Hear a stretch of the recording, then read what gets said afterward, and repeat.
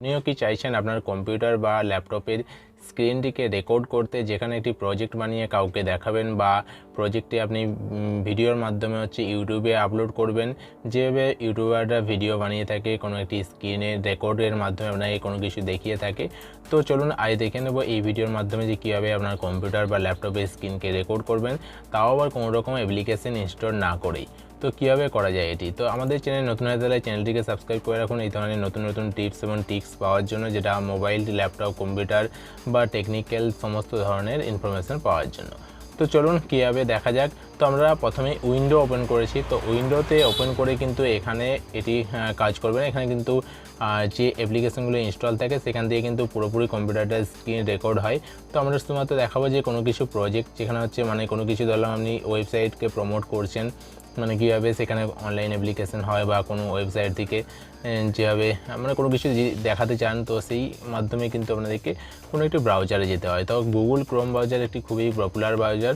তো এই Google Chrome থেকেই কিন্তু আপনাদেরকে স্ক্রিন রেকর্ডটা করতে হবে, তাহলেই কিন্তু এই যে পদ্ধতিতে আপনারা স্ক্রিন রেকর্ড করতে পারবেন।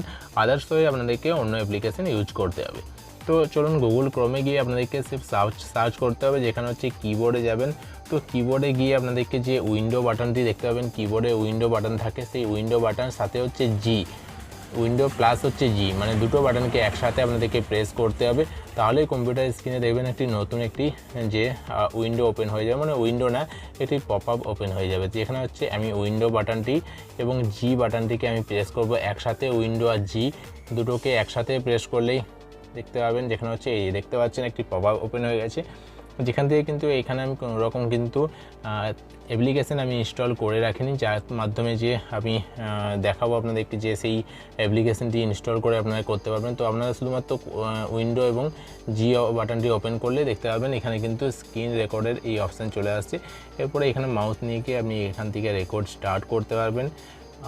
এখানে যে মাইক্রোফোন অপশান আছে, সেই মাইক্রোফোন অপশানটাকে অন অফ করতে পারবেন এবং স্ক্রিনশট নিতে পারবেন। আর ক্যামেরা যে অপশান আছে, ক্যামেরা দিকে এখানে কিন্তু ছবিও কিন্তু এখানে যেখানে শ্যুট করতে পারবেন, টাইমার লাগাতে পারবেন এবং বিভিন্ন ধরনের সেটিংসের জন্য এই সেটিংস অপশানে ক্লিক করে আপনাদেরকে সেটিংসে যেতে হবে। তো এটি হচ্ছে গুগল ক্রোমের যে ফিচার্স, এখানে কিন্তু কোনো রকম ওয়াটারমার্ক থাকবে না এবং এখানে আপনারা কোনো রকম মানে পারচেস করতে হবে না, একদম সম্পূর্ণ ফ্রিতে আপনারা এই স্ক্রিন রেকর্ডার ইউজ করতে পারবেন। তো তাও আবার কোনো রকম অ্যাপ্লিকেশান ছাড়াই, মানে অ্যাপ্লিকেশান ব্যবহার করার প্রয়োজন নেই। কারণ বেশিরভাগ প্রজেক্ট অনেকে দেখিয়ে থাকে, যেখানে ক্রোম ব্রাউজারে গিয়ে হয়তো কোনো ওয়েবসাইটকে প্রমোট করছে বা কোনো ওয়েবসাইটে গিয়ে কীভাবে রেজিস্ট্রেশন করবেন, তো সেই সমস্ত বিষয়ে যারা ভিডিও বানান তাদের ক্ষেত্রে কিন্তু এটি খুবই একটু পপুলার। তো এইভাবে কিন্তু আপনারা আপনাদের স্ক্রিনটি রেকর্ড করতে পারেন।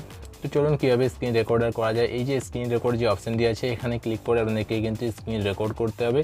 তারপরে যে এখানে দেখতে পাচ্ছেন টার্ন অন গেম মোড, তো গেম মোড আমরা এখানে অন করব না, আমরা এখানে শুধুমাত্র স্ক্রিন রেকর্ড অন করব। তো স্ক্রিন রেকর্ডের নিচে দেখতে পাবেন যে রেকর্ড মাইক অপশানটা আছে, তো এখানে টিকমার্ক লাগালে এখানে সাউন্ড রেকর্ড হবে, না হলে কিন্তু সাউন্ড রেকর্ড হবে না। তো এই রেকর্ড অপশানে ক্লিক করলে এখানে দেখতে পাচ্ছেন যে রেকর্ডিং কিন্তু স্টার্ট হয়ে গেছে।